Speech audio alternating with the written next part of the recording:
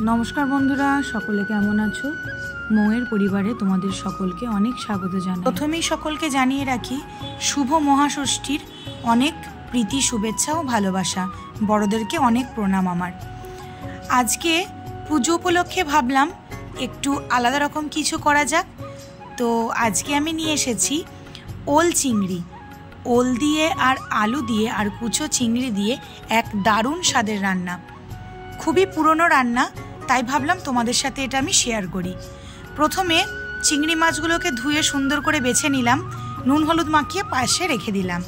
एरपर ओल और आलूगुलोके एरकम किউব आकारे केटे सुंदर करे धुए निये ताके कड़ाइয়ের মধ্যে নুন হলুদ দিয়ে কিছুক্ষণের জন্য সিদ্ধ করতে বসিয়ে দিলাম। আলু আর ওলগুলো এই মোটামুটি 80% সিদ্ধ হয়ে গেলেই আমি কড়াই থেকে নামিয়ে নিলাম এবং সুন্দর করে কড়াইটা পরিষ্কার করে নিয়ে আবারও কড়াইতে তেল দিয়ে চিংড়ি মাছগুলোকে নুন হলুদ দিয়ে সুন্দর করে ভেজে নেব, হালকা লাল লাল করে। কারণ আমার মনে হয় চিংড়ি মাছ বেশি কড়া করে ভাজলে সেটা ছিবড়া হয়ে যায়, তাই এই মোটামুটি হালকা করে ভেজে নিয়ে সাইডে তুলে রেখে দেব।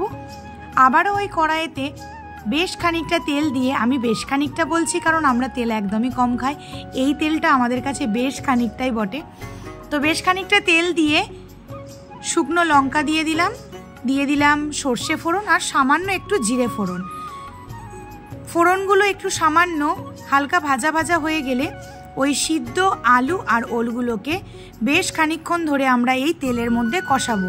ওলগুলোকে তেলের মধ্যে ভাজলে দেখবে ওলের সাইডে গায়েগুলো একটু হালকা ক্রিপসি ক্রিপসি হয়ে যায়, তো সেটা খেতে খুবই ভালো লাগে। এবার এর মধ্যে আমি দিয়ে দেবো আগে করে তৈরি করে রাখা পেস্ট, আদা রসুন ধনে জিরে শুকনো লঙ্কা। আমরা এখানে রসুন বেশি ব্যবহার করব না, এই 2-4 কোয়া আমি রসুন দিয়েছি, বেশি রসুন আর পেঁয়াজ ব্যবহার করব না।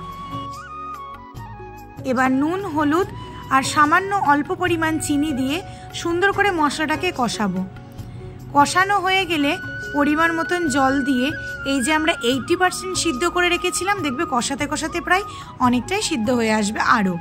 তো আমি আবারও একটু খানিকক্ষণ সিদ্ধ হতে দেবো যাতে ওলটা একদম মাখনের মতন গলে যায় হাত দিলে, সেরকম পর্যায়ে আমি সিদ্ধ করে নেব। ওপর দিয়ে সামান্য পরিমাণে দিয়ে দিলাম গরম মশলা। এবার আর কি সুন্দর করে ঢেকে দিয়ে সিদ্ধ করার পালা। ঢাকা খুললে দেখো কতটা সুন্দর গাঢ়ত্ব চলে এসেছে, আর ওল থেকেও হালকা হালকা ভেঙে ভেঙে ঝোলটা আরও গাঢ় হয়ে যাবে এবং খেতে খুব টেস্টি হবে। নামানোর আগে একটু বাড়িতে থাকলে গাওয়া ঘি ছিটিয়ে নেবে। ব্যাস, আজকে আমাদের তৈরি ওল চিংড়ি। কেমন লাগলো ভিডিওটা তোমরা অবশ্যই জানিও। আমার সঙ্গে থেকো, সকলে ভালো থেকো, সুস্থ থেকো। দেখা হচ্ছে নেক্সট ব্লগ।